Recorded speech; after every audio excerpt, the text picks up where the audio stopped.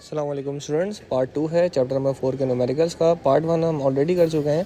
Question number 5 है students. इसमें बोला ये जा रहा है कि एक स्पैनर है जिसकी लेंथ कितनी है 0.3 मीटर है और वो प्रोड्यूस कर रहा है टॉर्क कितनी 300 न्यूटन मीटर का। यानी कि स्पैनर जो है एक किसी नट को खोलने के काम आ रहा होगा और उस स्पैनर को जब हम इस नट के ऊपर फिक्स कर देंगे इस तरीके से कि वो इसको इस तरीके से पकड़ ले, तो जब हम इसको इस तरीके से फोर्स लगाएंगे तो फोर्स की वजह से क्या होगा, एक टर्निंग इफेक्ट प्रोड्यूस होगा। उस टर्निंग इफेक्ट को हम क्या बोलते हैं, टॉर्क बोलते हैं। तो 300 न्यूटन मीटर का इसमें क्या लग रहा है, टॉर्क लग रहा है इस नट को मूव करने के लिए। बोले यार जब स्पैनर को आप मूव करेंगे टॉर्क प्रोड्यूस हो रहा है 300 न्यूटन मीटर का और इसकी लेंथ जो है यहाँ से लेके यहाँ तक ये है 0.3 मीटर्स की। तो बताएं इसमें कि फोर्स कितनी अप्लाई करनी होगी। तो डेटा पर आते हैं। डेटा में सबसे पहले तो हमें लेंथ दी हुई है जो हमारे पास टर्निंग इफेक्ट से जहाँ तक फोर्स अप्लाई हो रही है वहाँ तक का मोमेंट आर्म कहलाता है। तो आप इसको मेंशन करेंगे मोमेंट आर्म, जिसको हम डी से रिप्रेजेंट करते हैं और वो है 0.3 मीटर। टॉर्क आपको दिया हुआ है, टॉर्क कितना दिया हुआ है। अच्छा स्टूडेंट, टॉर्क का सिंबल उल्टा जे की तरह होता है तो इसका ख्याल रखना। टॉर्क आपको दिया हुआ है 300, इसका यूनिट भी न्यूटन मीटर है। अच्छा पार्ट 1 में बोला जा रहा है कि फोर्स बताएं कितनी होगी और पार्ट 2 में बोला जा रहा है कि सब कुछ सेम रखें, यानी कि मैं लेंथ को कितनी इंक्रीज कर दूं कि टॉर्क जो है वो 300 से बढ़ के कितना हो जाए 500 और हमें फोर्स उतनी ही लगानी पड़े जितनी पार्ट 1 में लगाई थी। तो इसका मतलब ये है कि अब कंडीशंस ये कर दी हैं कि टॉर्क जो है वो इंक्रीज हो गया, कितना हो गया 500 न्यूटन मीटर हो गया और उसके लिए जो क्या कहते हैं आपकी लेंथ है वो आपको फाइंड आउट करनी है, यानी मोमेंट आर्म आपको फाइंड आउट करना है। यहाँ पर जो फोर्स होगी वो वही होगी जो आपके पार्ट 1 से निकलेगी। ओके, तो अब हम आते हैं इसमें सॉल्यूशन पे। बहुत सिंपल सा सॉल्यूशन है, बस फॉर्मूला याद होना चाहिए। टॉर्क का फॉर्मूला क्या होता है students, torque is equals to force into moment arm. Moment arm को हम डी से रिप्रेजेंट करते हैं। पार्ट 1 में हमें क्या कैलकुलेट करना है, पार्ट 1 में हमें फोर्स कैलकुलेट करनी है। तो टॉर्क 1 जो है हमारे पास, इसको हम 1 कह देते हैं, इसको हम 2 कह देते हैं। ये मोमेंट आर्म 1 है, ये मोमेंट आर्म 2 है। फोर्स सेम रहेगी तो आप चाहो तो इसको F1 भी कह सकते हो, F2 भी कह सकते हो। जो फोर्स को सेम ही रहना है तो हम इसको कोई नाम नहीं देंगे, F ऐसे ही रहेगा। पहला मोमेंट आर्म यूज़ करेंगे। फोर्स निकालनी है तो टॉर्क 1 के नीचे हमारे पास मोमेंट आर्म इसमें डिवाइड पे आ जाएगा और जो हमारे पास टॉर्क 1 है वो कितना है 300 न्यूटन मीटर, सॉरी, और डिस्टेंस जो है हमारे पास वो कितना है 0.3। जब इसको हम डिवाइड करेंगे तो हमारे पास इसका आंसर आएगा 300 डिवाइड बाय 0.3 इज 1000 न्यूटन। तो फोर्स की वैल्यू हमारे पास कितनी आ गई 1000 न्यूटन। अब बोला जा रहा है कि यही फोर्स रहेगी और आपको क्या करना है, डिस्टेंस इतना बढ़ाना है कि टॉर्क 300 से इंक्रीज होकर कितना हो जाए 500 हो जाए। तो केस 2 में हमारे पास टॉर्क चेंज हो गया है, फोर्स सेम रहेगी और मोमेंट आर्म को हमें चेंज करना है, जो भी हमारे पास एक्सेस से लेके फोर्स तक का डिस्टेंस होता है। ओके, यहाँ पर हमें कैलकुलेट करना है डिस्टेंस को।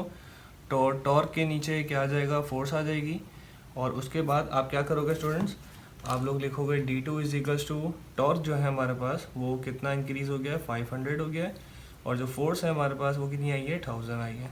तो D2 इज इक्वल्स टू कितना हो जाएगा 0.5 मीटर हो जाएगा।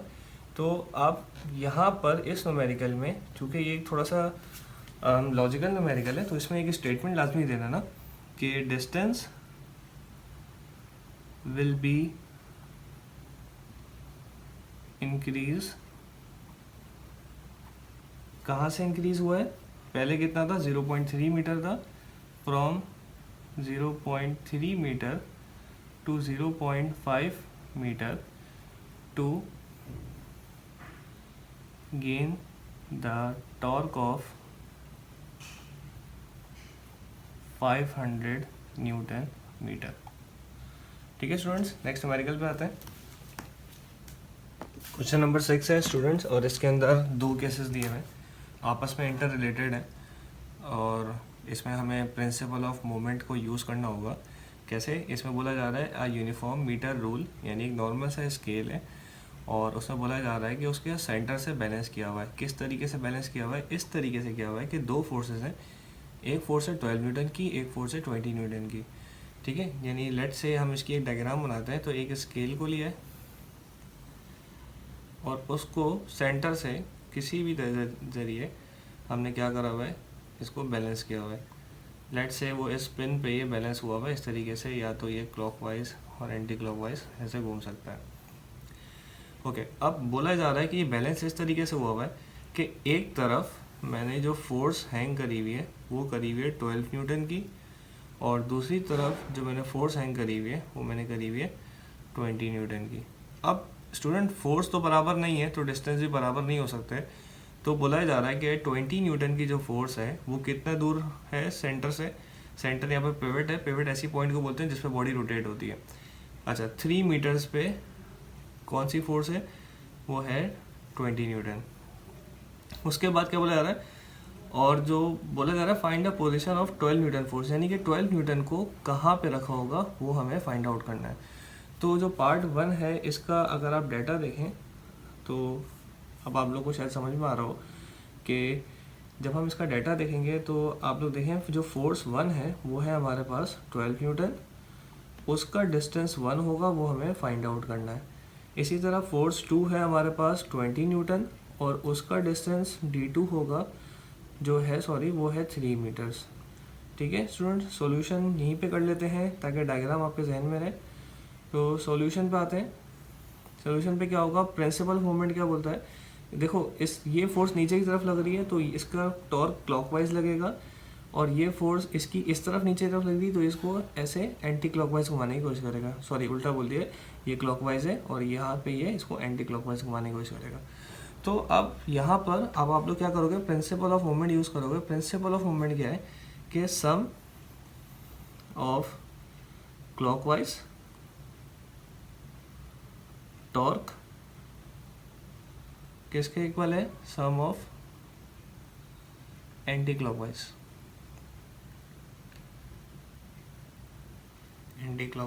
टॉर्क है। ठीक है स्टूडेंट्स, तो क्लॉकवाइज और एंटी क्लॉकवाइज को हम आपस में इक्वल कर देंगे। तो यहाँ पर आप देखें क्लॉकवाइज किसकी वजह से हो रहा है, फोर्स 2 की वजह से हो रहा है, और एंटी क्लॉकवाइज किसके बराबर हो रहा है, फोर्स 1 की वजह से हो रहा है। वैसे यहाँ पर ऐसी कोई सच कंडीशन नहीं है कि स्पेशली क्लॉकवाइज और एंटी क्लॉकवाइज के हिसाब से अरेंज करें। तो क्लॉकवाइज एंटी क्लॉकवाइज के हिसाब से अरेंज करना ज़रूरी नहीं है। हम यहाँ पर पहला टॉर्क ले लेते हैं, हम बोल देते हैं सिंपल टॉर्क 1 किसके बराबर होगा, टॉर्क 2 के बराबर होगा, तो आपस में ही क्या रहेंगे, बैलेंस रहेंगे। तो टॉर्क 1 का फॉर्मूला क्या हो जाएगा, फोर्स 1 मल्टीप्लाई बाय डिस्टेंस 1, और टॉर्क 2 का फॉर्मूला क्या हो जाएगा, force 2 multiply by distance 2। Okay, force 1 क्या है हमारे पास 12 न्यूटन है, डिस्टेंस 1 क्या है हमारे पास वो फाइंड आउट करना है। फोर्स 2 है 20 न्यूटन और डिस्टेंस 2 है 3 मीटर्स। ओके, D1 की वैल्यू निकालनी है, 12 नीचे जाकर यहाँ पर डिवाइड हो जाएगा, तो ये पोर्शन हम यहाँ कर लेते हैं। तो ये हो जाएगा D1 equals to 20 multiply by 3, और डिवाइड में क्या आ जाएगा, 12 आ जाएगा। तो स्टूडेंट जब इसको हम सॉल्व करेंगे, आप चाहो तो इसको सिंप्लीफाई भी कर सकते हो कि 3 1 3, 3 4 12 और 4 5 20, तो D1 आपके पास आ जाएगा 5 मीटर्स। अब आ जाते हैं हम पार्ट बी में। पार्ट बी क्या बोल रहा है कि if the 20 newton force is move to 4 metre, यानी कि जो 20 न्यूटन की फोर्स थी इसको मैंने 4 मीटर पे कर दिया, यानी कि इसको थोड़ा सा और पीछे ले आया। तो बोला जा रहा है कि अब हम इस वाली फोर्स को 5 मीटर पे ही रखेंगे, लेकिन हम फोर्स को क्या करेंगे, यानी फोर्स को कितना चेंज करेंगे कि ये बैलेंस रहे। तो इसका मतलब ये हुआ स्टूडेंट, इसकी भी एक रफ डायग्राम बना लेते हैं। वो क्या है कि 20 न्यूटन वाली फोर्स को और पीछे कर दिया, अब ये 4 मीटर पे आ गई है, सेंटर से 4 मीटर पे, और दूसरी जो फोर्स है वो फोर्स सेम है, सॉरी वो डिस्टेंस जो है वो वही है, 5 मीटर पे ही रखा हुआ है इस दफ़ा, बट अब फोर्स बोल रहे हैं बढ़ा दो, ताकि जाहिर सी बात है ये पीछे कर दिया, ये और ज़्यादा टॉर्क लगाएगा, तो यहाँ पर फोर्स कितनी रखें कि उसको बैलेंस कर सके, लेकिन डिस्टेंस वही होगा जो जहाँ पर पहले डिस्टेंस रखा हुआ था। तो इसका डाटा बनाएंगे। तो डाटा किस तरीके से बनेगा कि यहाँ पर इस दफ़ा फोर्स 1 फाइंड आउट करनी है, डिस्टेंस 1 वही लेंगे जो हमने निकाला था, वो है 5 मीटर्स। ओके, अब जब बात करेंगे फोर्स 2 की तो वो अभी भी वही है, 20 न्यूटन है, और बट उसका डिस्टेंस बढ़ा दिया है, पहले 3 मीटर था अब 4 मीटर। कुछ बुक में आप लोग को नज़र आ रहा होगा कि वहाँ पर 4 सेंटीमीटर लिखा हुआ है, तो आप लोग इसको करेक्ट कर लेना, 4 सेंटीमीटर नहीं है, 4 मीटर है। सॉल्यूशन पे आते हैं। सॉल्यूशन क्या है स्टूडेंट, इसका वही सम ऑफ क्लॉकवाइज टॉर्क किसके बराबर हो जाएगा, सम ऑफ एंटी क्लॉकवाइज के। वैल्यूज पुट कर देंगे, टॉर्क 1 की वैल्यू क्या हो जाएगी, F1 multiply by D1, torque 2 की वैल्यू क्या हो जाएगी, F2 मल्टीप्लाई बाय D2। और आप लोग क्या करोगे, इसको F1 फाइंड आउट करना है, तो F2 multiply by D2 upon D1। Force 2 20 Newton है, इसका डिस्टेंस बढ़ा के 4 कर दिया है, और फर्स्ट का डिस्टेंस कितना आया था 5। हम इसको कैंसिलेशन करेंगे, 5 1 ज़ा 5, 5 4 ज़ा 20, 4 इंटू 4 इज 16 न्यूटन की फोर्स, यानी कि पहले 12 न्यूटन की फोर्स थी, अब इसको पीछे कर दिया तो यहाँ पे फोर्स बढ़ानी पड़ गई। फोर्स कितनी बढ़ गई, 12 से कितनी हो गई, 16 न्यूटन हो गई। ये तो ऐसा न्यूमेरिकल है जो हमारे 9th क्लास के प्रैक्टिकल में भी यूज़ होने वाला है। क्वेश्चन नंबर 8 है, और ये है हमारा टॉपिक कपल से रिलेटेड है। और कपल क्या होता है स्टूडेंट, ऐसी दो फोर्सेस को बोलते हैं जो क्या होती हैं, पैरेलल होती हैं बट अनलाइक होती हैं, और वो दोनों फोर्सेस मिल के टॉर्क प्रोड्यूस करती हैं, जिसको हम बोलते हैं कपल। ये दोनों टॉर्क की डायरेक्शन एक होती है बट फोर्सेस की डायरेक्शन अपोजिट होती है, जिससे टॉर्क जो होता है थोड़ा ज़्यादा पावरफुल क्रिएट हो जाता है। ओके, अब बात करते हैं कि यहाँ पर क्या बोला जा रहा है, कैसे पता चला कि कपल का फॉर्म न्यूमेरिकल है। अब mechanic uses a double arm spanner, यानी कि स्पैनर इस तरीके का होता है, टी की शेप में होता है, और डबल आर्म यानी कि उसको यहाँ से भी पकड़ा जा सकता है और यहाँ से भी पकड़ा जा सकता है। तो जब मैकेनिक इसको दोनों साइड से ऐसे पकड़े घुमा रहा है, तो इसका मतलब ये है कि वो क्या प्रोड्यूस कर रहा है, कपल प्रोड्यूस कर रहा है, दो फोर्सेस लगा रहा है। तो स्टूडेंट यहाँ पर थोड़ा सा इसका स्केच भी बना देंगे। स्केच इस तरीके से कि ये स्पैनर को हम ऊपर से देख रहे हैं, तो इसका सेंटर पॉइंट यहाँ कहीं होगा जिसके नीचे रॉड जा रही होगी। तो ऊपर से क्या होगा कि वो एक फोर्स लगा रहा होगा आपकी किस डायरेक्शन में, वो लगा रहा होगा एक ऐसे, जिससे क्या होगा कि वो इस यूं घूम जाए, और एक फोर्स वो लगा रहा होगा इसके ठीक अपोजिट। तो ये पैरेलल फोर्सेस हो गई। दोनों फोर्सेस कितनी है, 15 न्यूटन की है। ये भी 15 न्यूटन है और ये भी 15 न्यूटन है। याद रखना, कपल में हमेशा फोर्सेस जो होती हैं वो सेम मैग्नीट्यूड की लगाई जाती हैं। ओके, अब आगे आते हैं। बोला ही जा रहा है कि उसने जब इतनी फोर्स लगा दी ईच एंड पे, तो और टॉर्क कितना प्रोड्यूस हो गया, 60 न्यूटन मीटर का, यानी इन दोनों से जो टॉर्क प्रोड्यूस हुआ है वो कितना हुआ है, 60 न्यूटन मीटर का टॉर्क प्रोड्यूस हो गया। तो बोला जा रहा है कि what is the length of moment arm, यानी कि कपल का मोमेंट आर्म होता है फोर्स से फोर्स तक का, तो उसका हम डी से रिप्रेजेंट करते हैं, वो हमें फाइंड आउट करना है। न्यूमेरिकल पढ़ने में थोड़ा इंटरेस्टिंग था, ऐसा लग भी रहा है कि शायद बहुत बड़ा न्यूमेरिकल होगा, बहुत ही इजी और आसान सा न्यूमेरिकल है। कैसे, आप सबसे पहले देखें जो फोर्स दी हुई है वो कितनी दी हुई है, 15 न्यूटन दी हुई है, और आपको जो टॉर्क प्रोड्यूस हो गया है वो कितना दे दिया है, 60 न्यूटन मीटर दे दिया है। कैलकुलेट क्या करना है कि कितना मोमेंट आर्म होगा, सिंपल इज दैट। तो सॉल्यूशन पे आते हैं। सॉल्यूशन पे आप लोग क्या करोगे, टॉर्क का फॉर्मूला क्या होता है, F इंटू डी। आप लोग चाह रहे हो तो कपल को इससे के जरिए रिप्रेजेंट करना है, तो आप यहाँ पर मोमेंट ऑफ कपल भी लिख सकते हो, यानी कि मोमेंट कहते ही टॉर्क को है, किसके जरिए हो रहा है, मोमेंट कपल ऑफ फोर्सेस के जरिए हो रहा है। तो moment of couple equals to F into D.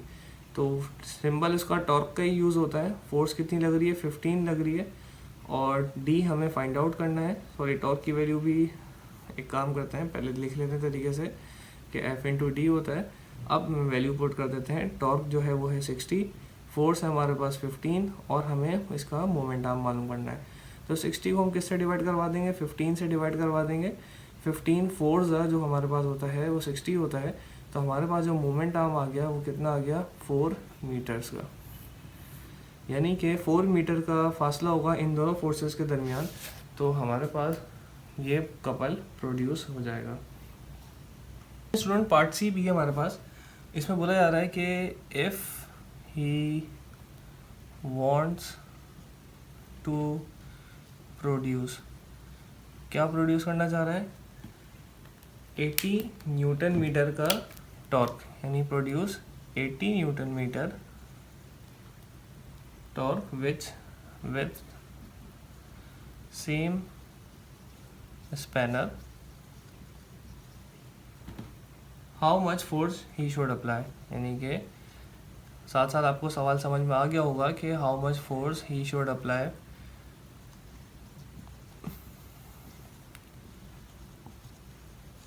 Okay. सवाल पे आते हैं, वो बोला रहा है कि if he wants to produce 80 newton metre, यानी कि इतना टॉर्क वो प्रोड्यूस करना चाह रहा है उसी स्पैनर से, तो वो फोर्स अब कितनी अप्लाई करें। यानी पहले जो टॉर्क क्रिएट हो रहा था वो कितना हो रहा था, 60 न्यूटन मीटर का। अब मुझे इसको 80 न्यूटन मीटर करना है। मोमेंट आर्म सेम है क्योंकि मैं स्पैनर को चेंज नहीं कर सकता, बड़ा नहीं कर सकता क्योंकि सेम स्पैनर है। तो डाटा में हमारे पास कुछ इस तरीके की शक्ल बन जाएगी कि इस दफ़ा टॉर्क जो है वो 80 न्यूटन मीटर का क्रिएट हो रहा है और मोमेंट आर्म जाहिर सी बात है सेम रहेगा क्योंकि स्पैनर सेम है।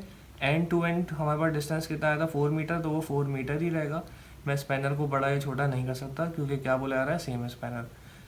ओके, अब यहाँ पर आपके पास टॉर्क आ गया या मोमेंट आर्म आ गया, कितनी फोर्स लगाएंगे कि टॉर्क 80 हो जाए। तो काफ़ी इजी हो गया स्टूडेंट। अब सिंपल इज़ दैट, सॉल्यूशन पे आओ और सॉल्यूशन पे आप लोग देखो कि टॉर्क का फॉर्मूला क्या होता है, फोर्स इनटू डिस्प्लेसमेंट होता है। तो हम यहाँ पर फोर्स कैलकुलेट करेंगे, टॉर्क के नीचे डी की वैल्यू चली जाएगी, जो मल्टीप्लाई में होता है वो डिवाइड में आ जाएगा और जो निकालना होता है वो अपनी जगह पे ही रहता है। जब अलग हो जाए उसके बाद आप फोर्स को इस तरफ लिख दो, टॉर्क अपॉन डिस्प्लेसमेंट को, sorry torque upon moment arm को एक तरफ लिख दो। टॉर्क की वैल्यू है हमारे पास 80, मोमेंट आर्म है 4, मोमेंट आर्म है पास 4, और जब इसको आप डिवाइड करवा दोगे तो आपके पास आ जाएगा 20 न्यूटन। यानी कि पहले आप फोर्स लगा रहे थे 15 न्यूटन की, अब आप फोर्स लगा रहे हो 20 न्यूटन की, तो टॉर्क आपका इंक्रीज हो गया। ओके स्टूडेंट्स, लास्ट न्यूमेरिकल है इस चैप्टर का। ये इक्विलिब्रियम की कंडीशन हमने पढ़ी थी दो कि क्या क्या होता है हमारे पास एक कंडीशन ये होती है कि sum of all forces acting on X axis and Y axis is equals to 0, और एक है टॉर्क से रिलेटेड कि sum of all the torque along an axis, sorry acting along the body is equal to 0। तो torque की बारे में जैसे हमने moment of principle of moment पढ़ा था, तो वो भी इक्विलिब्रियम से ही बना है और ये सेम सिमिलरली उसी की तरह न्यूमेरिकल है। बस यहाँ पर एक दो चीज़ें ऐसी हैं जो हम समझेंगे। ये क्या है, सेंटर ऑफ ग्रेविटी, इसका कॉन्सेप्ट देखना होगा। मीटर रूल क्या होता है कि एक रूल, यानी कि रूल जो होता है वो हमारी नॉर्मल लैंग्वेज में हम उसको स्केल बोलते हैं, जो हमारा नॉर्मली स्केल होता है। लेट्स से कि जैसे ये हमारे पास एक स्केल है, तो ये मीटर रूल तब कहलाएगा जब ये 1 मीटर का होगा, ठीक है। तो हम क्या करेंगे, थोड़ा सा इसको डायग्राम से समझेंगे। डायग्राम से कैसे समझेंगे कि लेट से मैंने एक स्केल बना दिया और ये कितना है 1 मीटर का, टोटल कितना है 1 मीटर का स्केल है। ओके, उसके बाद बोला जा रहा है कि इस पे क्या करेंगे, इस पे ये बोला जा रहा है कि इस पे एक 30 सेंटीमीटर के मार्क पे ये बैलेंस किया हुआ है। तो मैंने इसको यहाँ पर बैलेंस करने के लिए कि इस स्केल पे 30 यानी 0 से काउंट हो रहा होगा, यानी यहाँ पर 0 से स्टार्ट हुआ 30 और ये 100 तक जा रहा होगा। 100 सेंटीमीटर मिलके 1 मीटर बनाता है। ओके, उसके बाद क्या बोला जा रहा है कि 0.80 न्यूटन का जो लोड है वो हमने बिल्कुल 0 के मार्क पे हैंग कर दिया है। तो इसको भी मेंशन कर देते हैं कि इस पॉइंट पे एक फोर्स हैंग हुई हुई है जो 0.8 न्यूटन की है, ठीक है। उसके बाद बोला जा रहा है कि at what point on the rule, यानी स्केल पे ऐसा कौन सा पॉइंट होगा जहाँ पर सेंटर ऑफ ग्रेविटी लग रही होगी। सबसे पहली चीज़ आप लोग देखें कि यूनिफॉर्म है, यानी यूनिफॉर्म मतलब ये होता है बिल्कुल रेगुलर शेप का है। तो इस जो चीज़ बिल्कुल रेगुलर शेप की होगी उसका सेंटर ऑफ ग्रेविटी हमेशा सेंटर में होगा। तो यहाँ 0 है, यहाँ 100 है, तो इसका सेंटर कहाँ पर होगा, एग्जैक्टली 50 पे, 50 सेंटीमीटर। ओके, उसका बोला जा रहा है कि calculate the weight of the roll. अब आप एक चीज़ याद रखना, जब भी कोई ऐसी बॉडी जो प्रॉपर यूनिफॉर्म हो, उसका वेट भी हमेशा सेंटर पे ही लग रहा होता है।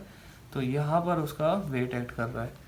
तो इस डायग्राम को मद्देनज़र रखते हुए हमें जो है कुछ डिस्टेंसेस मेजर करने होंगे। किस तरीके से? ये हमारे पास सेंटर पॉइंट है, बॉडी यहाँ से रोटेट हो रही है।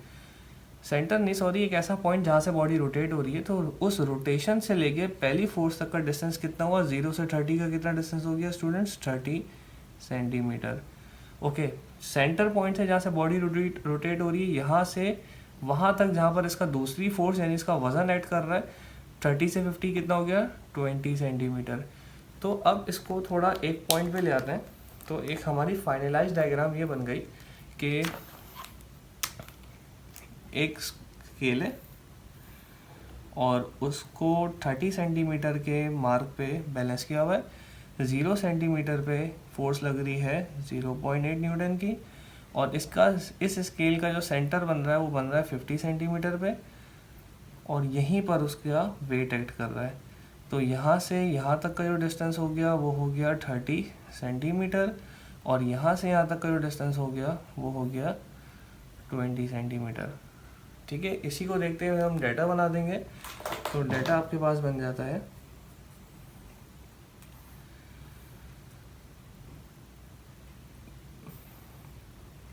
इसको अगर हम फोर्स 1 बोलते हैं तो F1 किसके बराबर आ जाएगा आपके पास? 0.8 न्यूटन के। इसका जो डिस्टेंस है उसको हम D1 बोल देते हैं, वो कहाँ पर है? 30 सेंटीमीटर पे। फोर्स 2 जो है हमारे पास, वो इसका वेट है, वो हमें फाइंड आउट करना है। उसका जो डिस्टेंस है वो क्या है? 20 सेंटीमीटर। 20 सेंटीमीटर क्यों है स्टूडेंट? वो पूरी कैलकुलेशन डायग्राम में समझा दी है। नहीं समझ आता इसको रिवाइंड करके फिर से देखो, डायग्राम खुद से बनाओ, आपको ये चीज़ क्लियर हो जाएगी। अच्छा, एक चीज़ और बोली जा रही है पार्ट 1 में, ये तो चले पार्ट 2 है इसका। पार्ट 1 जो है उसमें बोला जा रहा है कि सेंटर ऑफ ग्रेविटी कहाँ लग रही होगी, यानी कि सेंटर ऑफ ग्रेविटी का पॉइंट बताएं। तो इजी है स्टूडेंट्स, हमें तो पता है कि यूनिफॉर्म रूल है, तो उसका सेंटर ऑफ ग्रेविटी सेंटर पे ही लगेगा, और 0 से 100 का सेंटर कितना होता है? 50 सेंटीमीटर होता है। तो इसको आगे सॉल्यूशन की तरफ जाते हैं। तो इसका सॉल्यूशन करने के लिए डायग्राम को यहाँ पर इरेज करना पड़ेगा।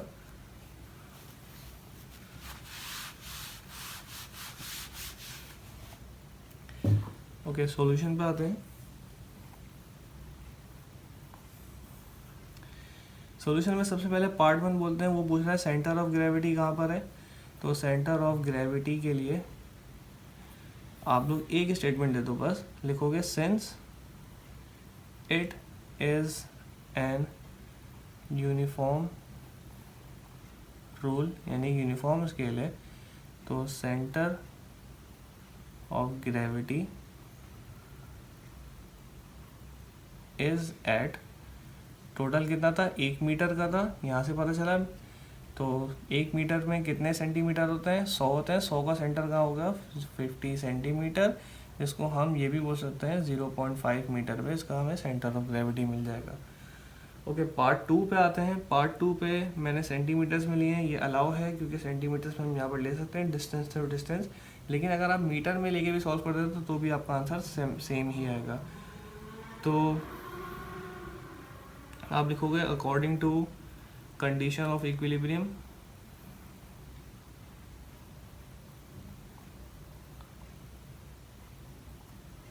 कंडीशन इक्विलिब्रियम क्या बोलती है कि जो हमारे पास टॉर्क होगा वो ओवरऑल 0 होगा। तो यहाँ पर हमारे पास एक F1 D1 वो किसके बराबर आ जाएगा? F2 D2 के। ओके, अब फोर्स 2 हमें निकालनी है, जो इसका वेट है उसको हम W2 कर देंगे। D2 जो है वो 20 सेंटीमीटर है, फोर्स 1 है हमारे पास 0.8, और D1 जो है वो है 30। W2 निकालना है, जिसको निकालना है वो अपनी जगह पे रहता है। 20 यहाँ पर आ जाएगा, इसके नीचे ही हो जाएगा 0.8 multiply by 30 divided by 20 equals to W2। और W2 जो है हमारे पास, इसको जब हम कैलकुलेट करेंगे तो इसकी कैलकुलेशन से आंसर आएगा आपके पास 0.8 multiply by 30 divide by 20 is 1.2 Newton. Okay student, यहाँ पर आप लोग के न्यूमेरिकल कंप्लीट होते हैं। यहाँ से हमारा वेट भी निकल गया कि जो आपको यहाँ पर इसका वज़न 1.2 न्यूटन था, जो यहाँ पर 0.8 न्यूटन के फोर्स को बैलेंस कर रहा था स्केल का अपना वज़न। तो यहाँ पर न्यूमेरिकल कंप्लीट होते हैं। इससे रिलेटेड आपको कोई भी क्वेश्चन हो आप कमेंट सेक्शन में पूछें, और इसके अलावा नेक्स्ट न्यूमेरिकल चैप्टर के न्यूमेरिकल के लिए डिस्क्रिप्शन में मैं आप लोग के लिंक अपलोड कर दूँगा।